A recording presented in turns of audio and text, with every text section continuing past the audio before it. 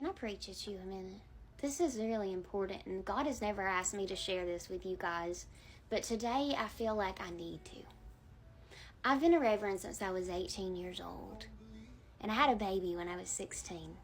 He's beautiful, he's lovely, his name is Alex, and now he has a beard down to here.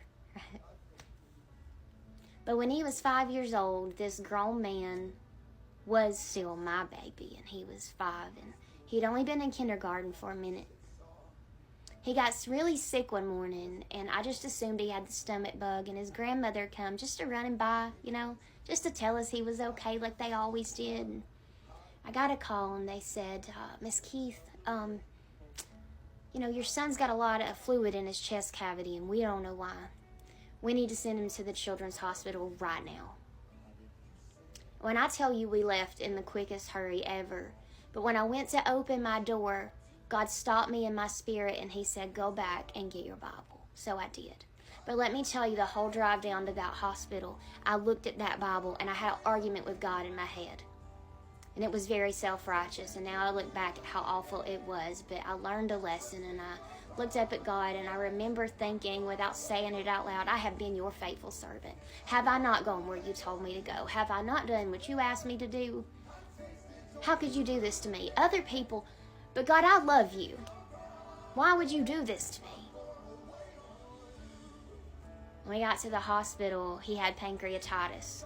And when that happens, the digestive juices can eat anything in your chest cavity, your heart, your lungs, your kidneys. And they couldn't tell me if he was going to be okay.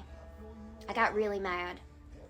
God told me to get up and roll that little boy around every day in a wagon, and they let me.